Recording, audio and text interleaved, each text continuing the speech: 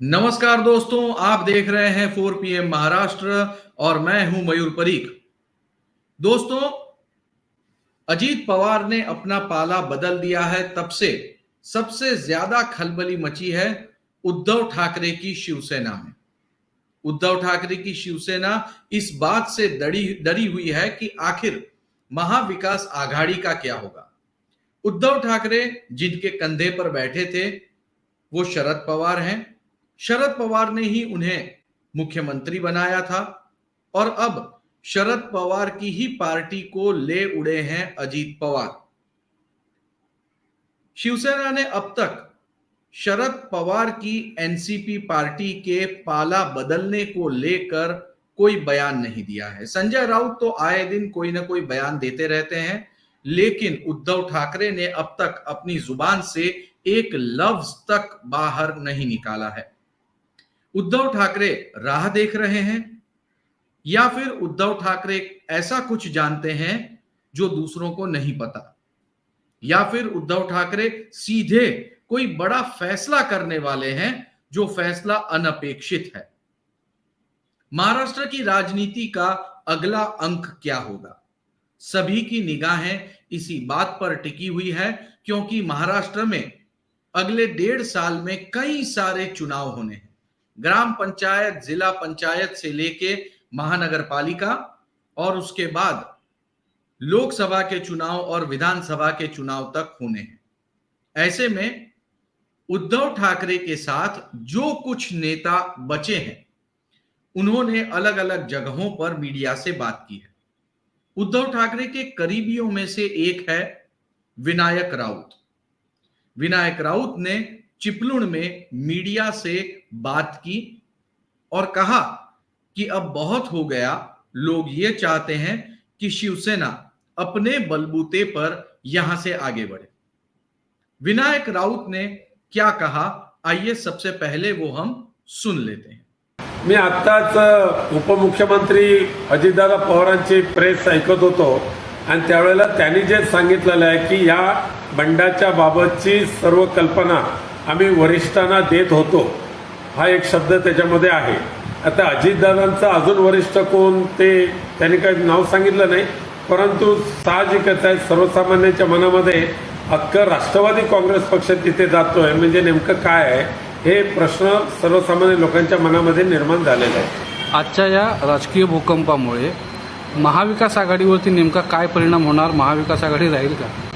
नाही, आता याबाबत पक्षप्रमुख माननीय उद्धवजी ठाकरे साहेब आपली भूमिका उद्या परवा 2 दिवसात स्पष्ट करतीलच, परंतु एक मात्र नक्की, महाराष्ट्रातल्या सर्व जनतेला, शिवसैनिकांना राहून वाटतंय की आता पक्षप्रमुख उद्धवजी ठाकरे साहेबांनी स्वतंत्र चलो, अकेला चलो हा नारा द्यावा आणि राजकारणाच्या पुढच्या सर्व कामकाजामध्ये सहभागी व्हावं, अशा पद्धतीची भावना सर्वसामान्य महाराष्ट्रातल्या जनतेची आहे।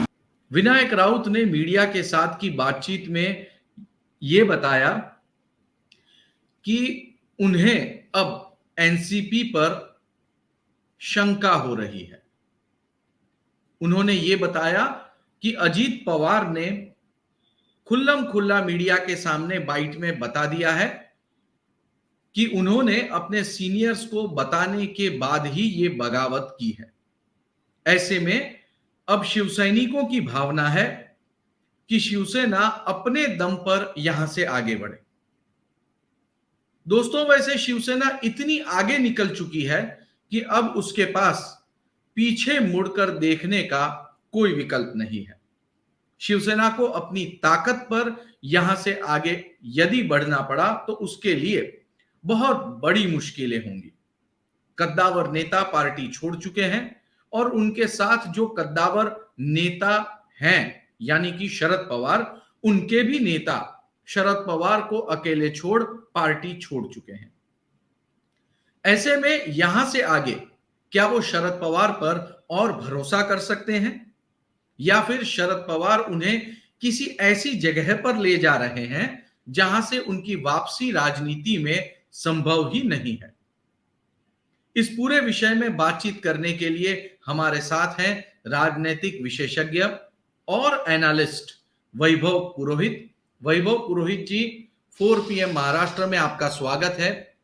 वैभव जी, हम आपसे जानना चाहेंगे कि अब जब शिवसेना के भीतर से ही ऐसी आवाज उठने लगी है कि अपने दम पर आगे बढ़ो, तो आप क्या कहेंगे? अब शिवसेना के लिए यही आखिरी कदम बचा है?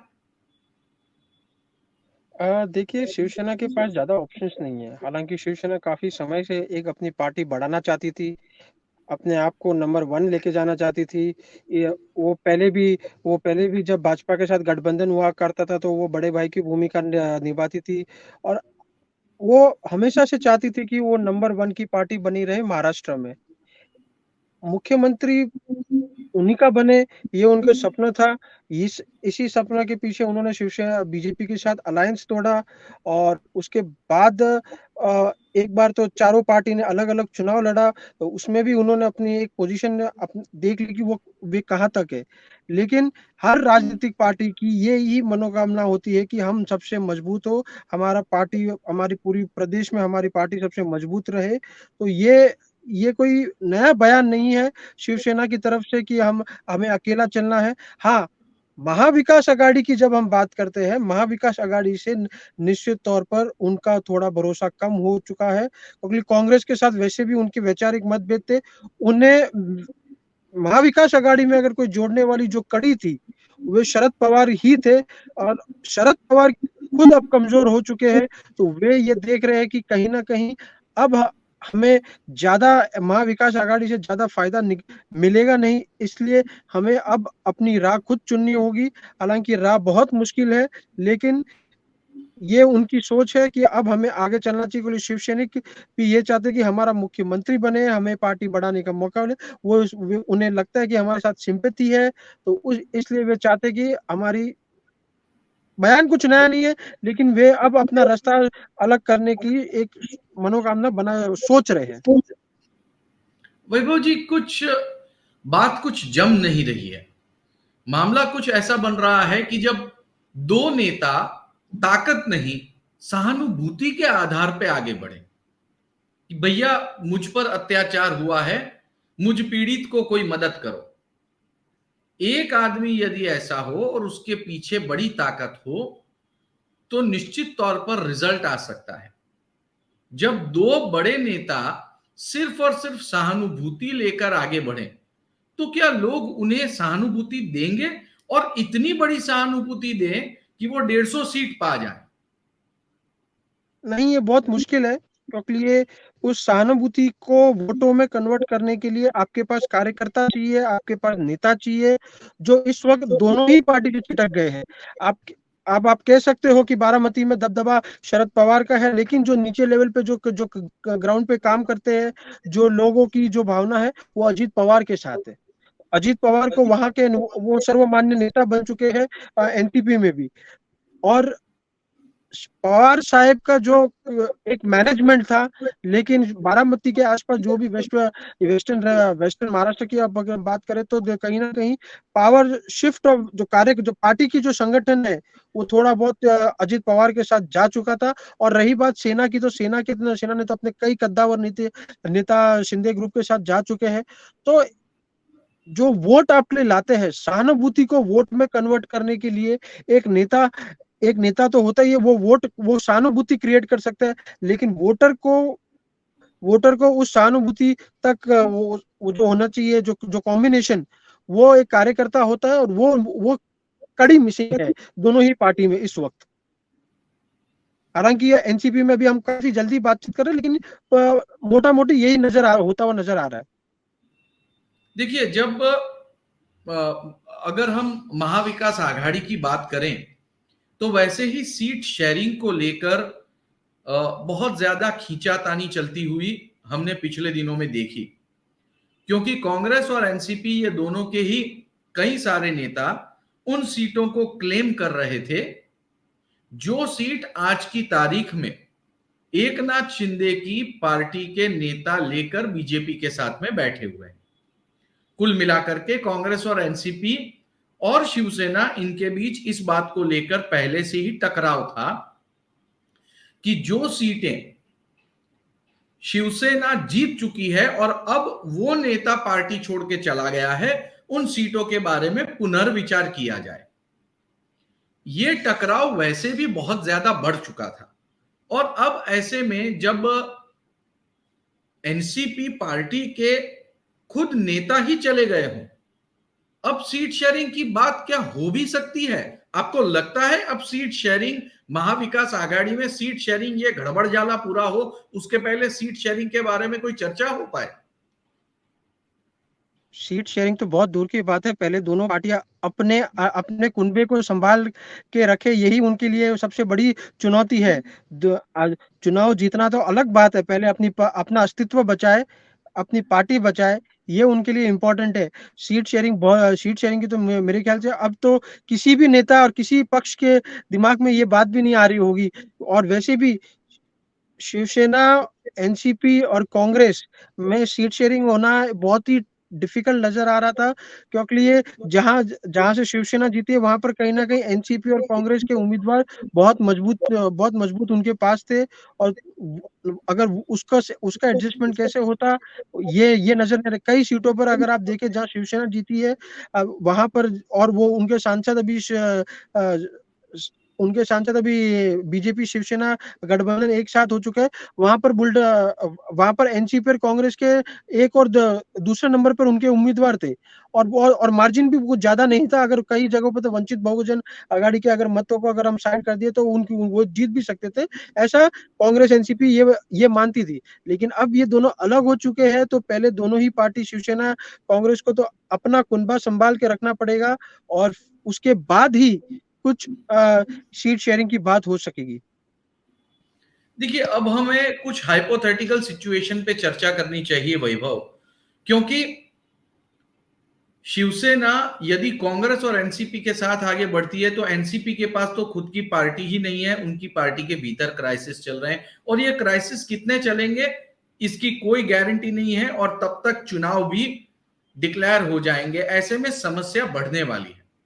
यदि बीजेपी, एनसीपी और शिंदे गुट की शिवसेना का अलायंस बना रहता है और शिवसेना पार्टी को अकेले चुनाव लड़ना पड़ता है, क्या उनके लिए पॉसिबल है मैदान में टिक पाना?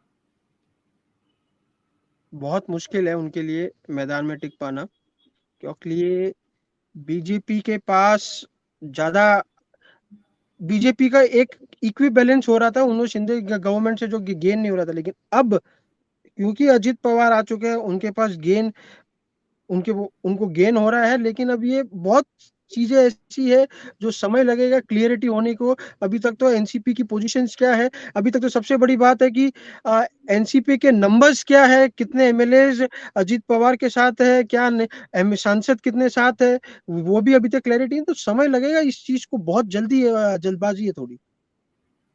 जी, बहुत बहुत शुक्रिया वैभव जी, आप इस शो में आए और हमसे बातचीत की।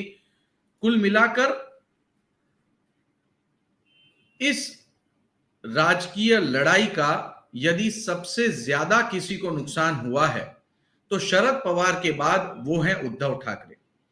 उद्धव ठाकरे को कुछ फैसले करने हैं, उन्हें तुरंत ही ये फैसले करने पड़ेंगे, क्योंकि यदि वो ये फैसले तेजी से नहीं करते हैं तो वो चुनाव को दो दो हाथ नहीं कर सकते। एक तरफ सीट शेयरिंग की चर्चा बंद, क्योंकि एनसीपी में क्राइसिस हो चुकी है। दूसरी तरफ वज्र महामूठ जो सभा हो रही थी, वज्रमूठ सभा, वो भी बंद, क्योंकि एनसीपी में क्राइसिस चल रहे हैं। दूसरी तरफ चुनाव के लिए जो प्रक्रिया आगे बढ़ानी थी वो भी बंद, क्योंकि किसके पाले में कौन सी सीट आएगी इसके बारे में कोई क्लैरिटी नहीं। मोदी सरकार के सामने जो बड़ा गठबंधन बनने जा रहा था उसकी मीटिंग भी डिले हो गई, और अब शिवसेना के भीतर से ये मांग उठने लगी है कि शिवसेना अपने दम पे आगे बढ़े ताकि कम से कम वो चुनाव की तैयारी अपने बलबूते पर कर पाए। बात बिल्कुल साफ है कि अजीत पवार ने चाहे किसी की भी खिचड़ी बिगाड़ दी हो, लेकिन सबसे ज्यादा असर उद्धव ठाकरे को ही पड़ा है। और आने वाले दिनों में क्या होता है ये देखना बहुत दिलचस्प होगा।